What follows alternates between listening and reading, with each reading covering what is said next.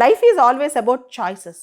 మన ముందు ప్రతి జీవితంలో చాలా అవకాశాలు కనిపిస్తూ ఉంటాయి. దానిలో కొన్ని మంచి అవకాశాలు, కొన్ని మనకు నష్టం చేసే అవకాశాలు, దాన్ని సాధారణంగా కొన్ని సందర్భాల్లో మనల్ని పక్కకు లాగే అవకాశాలు, డిస్ట్రాక్ట్ చేసే అవకాశాలు, మనల్ని నష్టం చేసే అవకాశాలు కనిపిస్తాయి. అవే మనకు చాలాసార్లు అట్రాక్టివ్గా కనిపిస్తాయి అన్నమాట.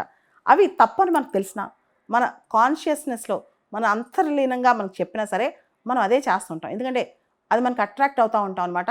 మనం దాని పక్కనే వెళ్తూ ఉంటాం. కానీ ఇక్కడ లైఫ్లో అలాంటి చాయిస్ తీసుకున్న తర్వాత మనం ఏమనిపిస్తుంది అంటే మన లైఫ్ని బ్లేమ్ చేయటమో, ఇతరులు బ్లేమ్ చేయటమో, లేదా పరిస్థితులు బాగాలేవని చెప్పటం అలా అనుకుంటూ ఉంటాం. కానీ అది కాదు. Life is all about how you choose certain things. నీకు కఠినమైన పాత్ అయినా అది నీకు మంచి జరుగుద్ది అనుకుంటే దాంతో ముందుకెళ్ళాలి. ఈజీ పాత్ చెడు జరుగుద్ది అనుకుంటే అది ఎంత అట్రాక్టివ్గా ఉన్నా సరే మనం అస్సలు ముందుకు వెళ్ళకూడదు అనమాట.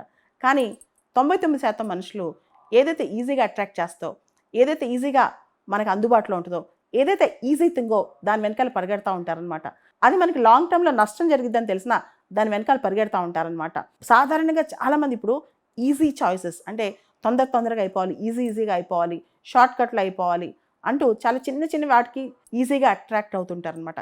ఏదైతే కఠినంగా ఉంటుందో, ఏదైతే హార్డ్గా ఉంటుందో దాన్ని చూసి ఇదంతా హార్డ్గా ఉంది కదా మనం చేయగలం అనుకుంటారు. కానీ ఎప్పుడైనా మనకి ఏదైతే టఫ్ థింగ్ ఉందో, హార్డ్ థింగ్ ఉందో, దాని టైం ఎక్కువ పట్టినా, చాలా సమయం పట్టినా అది కనుక మనకు మంచి చేస్తుంది అనుకుంటే దాని వెనకాలే మనకు పరిగెత్తాలన్నమాట. చిన్న వాటికి, చిన్న వ్యామోహాలకి, చిన్న డిస్ట్రాక్షన్స్కి మనం లోన్ అవ్వకూడదు. సో ఒక పెద్ద ఒక మాట చెప్తా ఉంటారనమాట, we should not purchase pieces of glass at the cost of diamonds అని.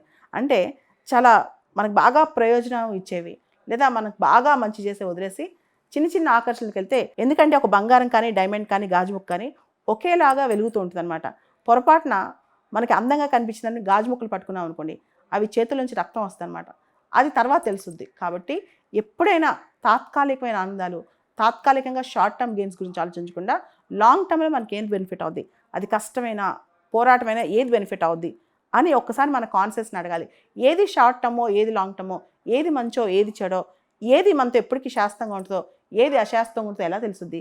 అది ఖచ్చితంగా ఒక్క నిమిషం మనం మన కాన్సైన్స్ని, మన అంతరాత్మని అడిగితే మనకి ఏది మంచిదో, ఏది ధర్మమో, ఏది మనకి న్యాయం చేస్తుందో, ఏది మనతో పాటు జీవితాంతం ఉంటుందో అవన్నీ మనకు అర్థమవుతాయి అన్నమాట.